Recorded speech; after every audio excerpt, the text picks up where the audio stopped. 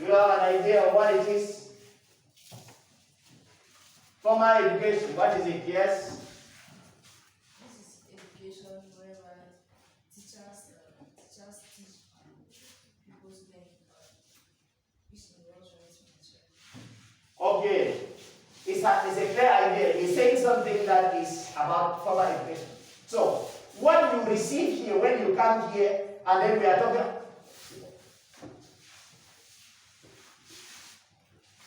When we are receiving education in a structure of a school or of a formation center where the program is beforehand elaborated, when it involves the teachers and students, where the program beforehand is already established, we call that formal education.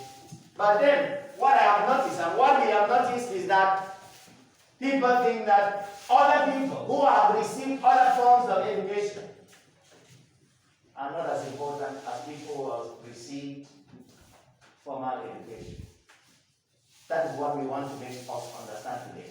That formal education is not the only type of education. It is important, yes, but other forms of education are also important because all of them participate in making our society better.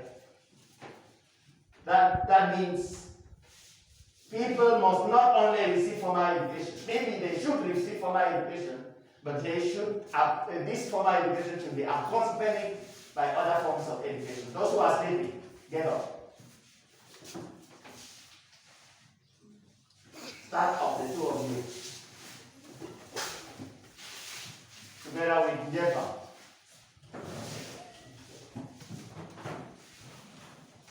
Go and stand behind them.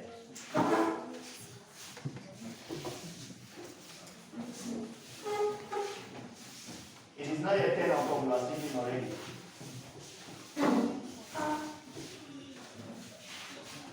Okay, I was talking about formal education, and as he rightly said, and as I'm explaining, education that we receive in a school with teachers, with students, with books, with a program that has already been established before is what they call formal education. But in reality, sometimes we think that that's the only type of education.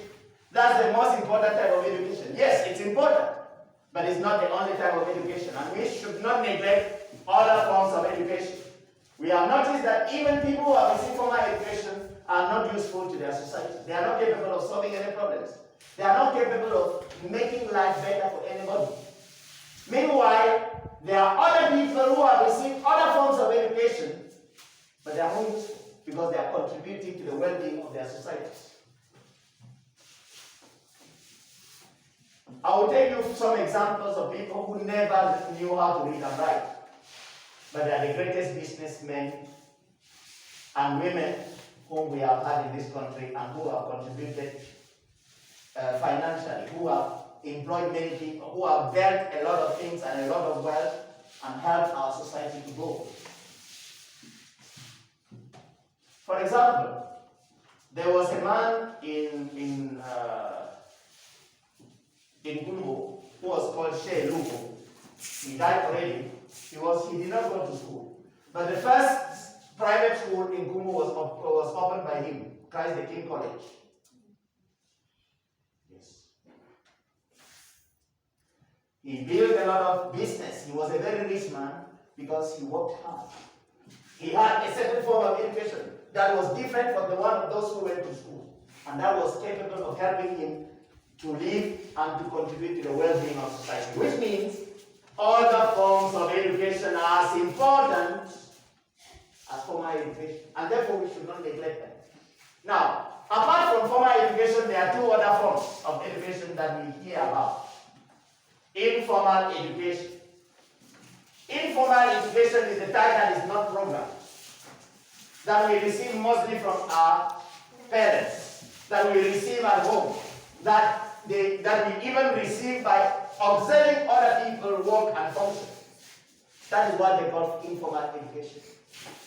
It is important, it is as important as formal education. And therefore, I am telling you this to be very sincere with you. Along the way, we always try to make sure that we complement and make sure that we don't limit your education only to reading and writing.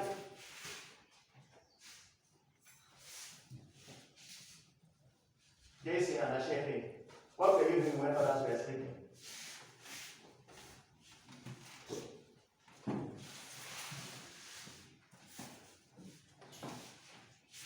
Stand up. Go outside, get water about your face.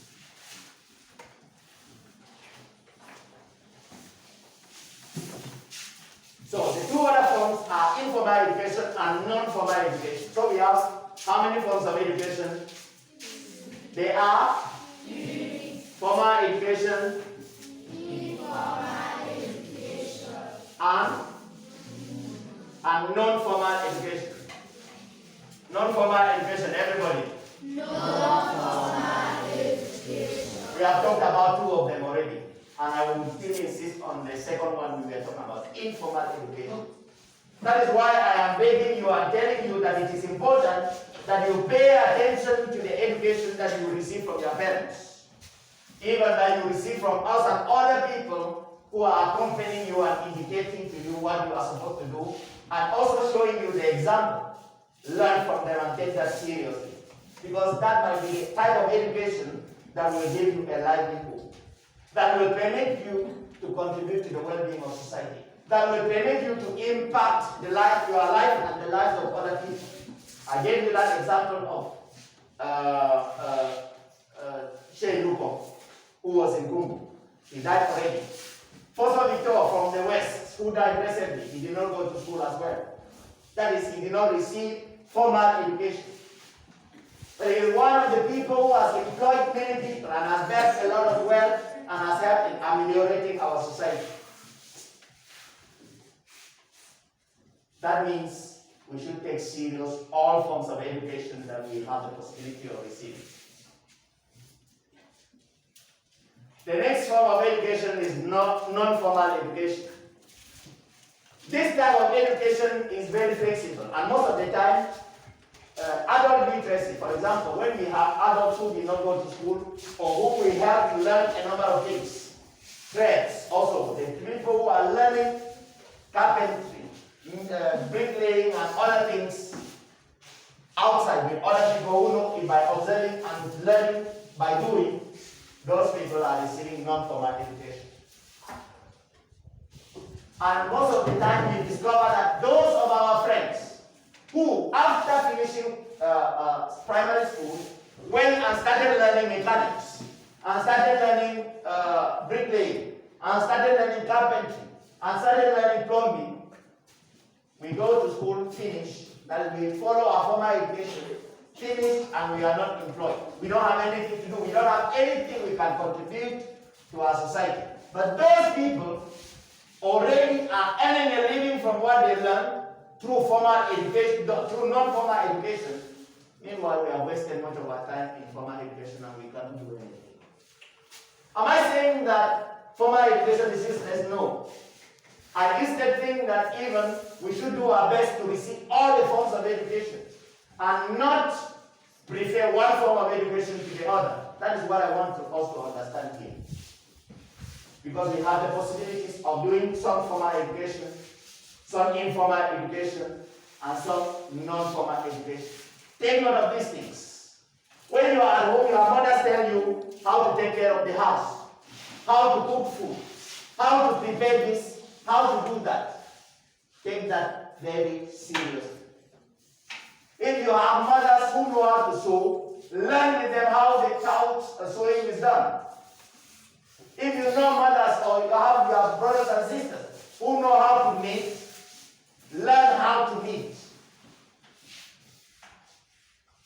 If you have other people who know how to shave the hair, for the boys and the girls, learn how to shave. All those things will never be useless for you. What do I mean? Valorize all the forms of education equally. Formal education, informal education, and non-formal education. I am not here to be telling you all this, to make you to memorize all these things, but to let you understand that education should be a whole. Formal education should go with informal education and with non-formal education. And that will give you more advantage. Therefore, do not neglect one form of education in favor of another because you think that one is better than the other. You get what I'm saying? Do you get what I'm saying? Are there any questions in relation to what I've been saying?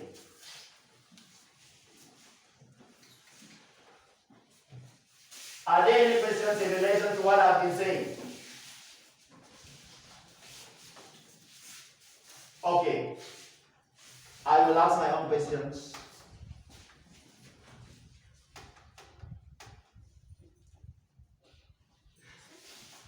Yes, stand up and answer. Stand up. What are the three forms of education that exist? He is the one talking.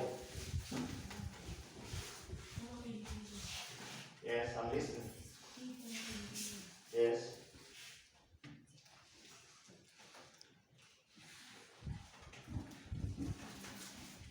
Tell me. Finish the last one. He has named two. Formal and informal, and what is formal education?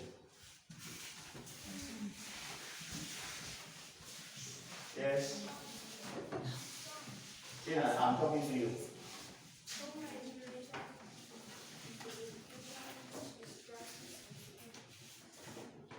Yes, formal education is the general practice in school. Does someone have anything to add about this?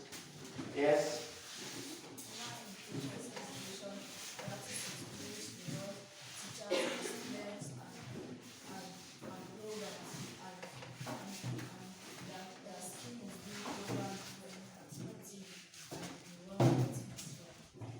Thank you, Brian. What is informal education? Informal education now. Yeah.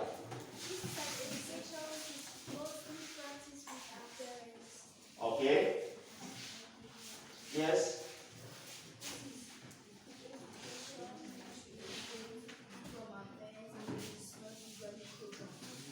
Yes. Yes, Brian.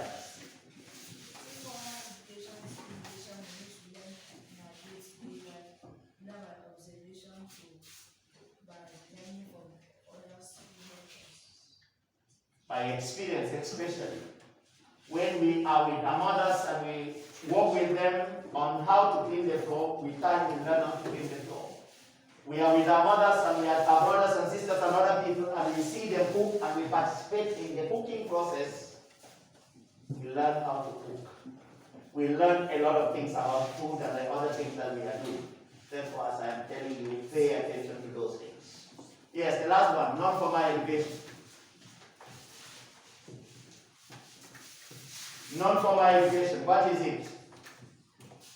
Yes? This is education which includes carpenters and builders who have learned from formal education. Okay. From informal education. Fabrice, what do you have to say about non-formal education? Non-formal education is education that we learn from those who have experience of it, and they also learn from other people. Okay. Now, what have I been saying about these forms of education?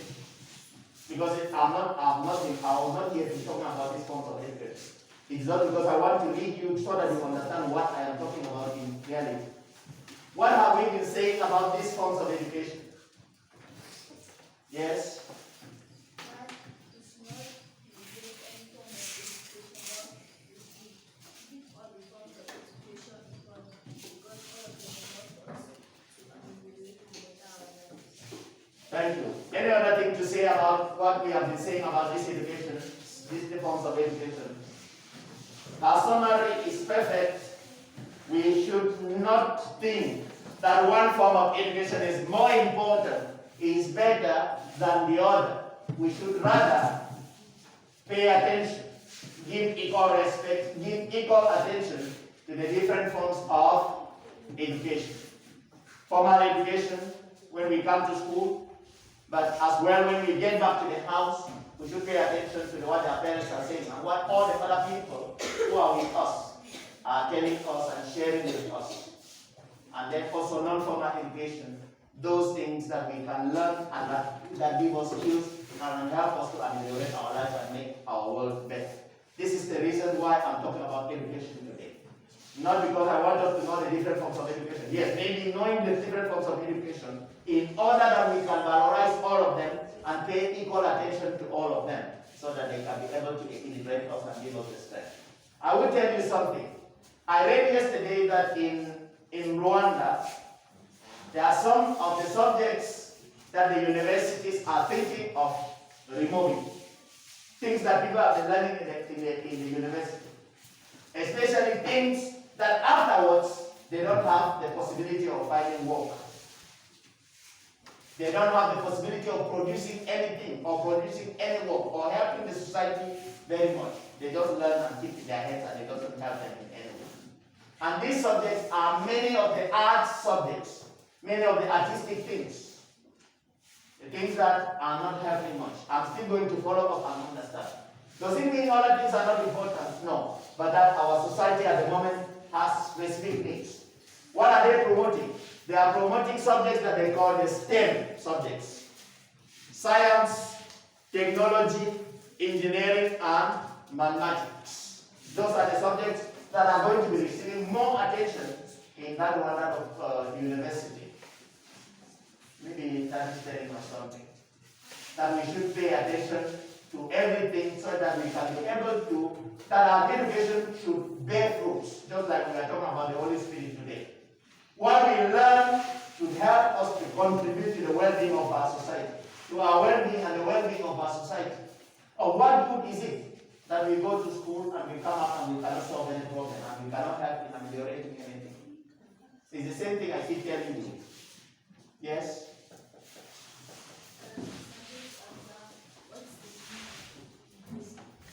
Equilibrate. Give a balance. Give equilibrium. Okay? Is it okay?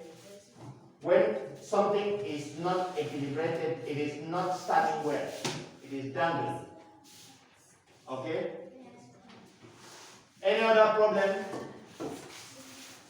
If there is no other problem, please, I am asking you this. If someone has a reason why he or she doesn't want to listen to me, you tell me and I will excuse you so that you don't come here. I'm not obliging you. Okay? Because I don't want people to come here and it feels as if they are obliged. You don't have here to speak in a few minutes that we just have a little exchange. It is not respectful. You get what I'm saying?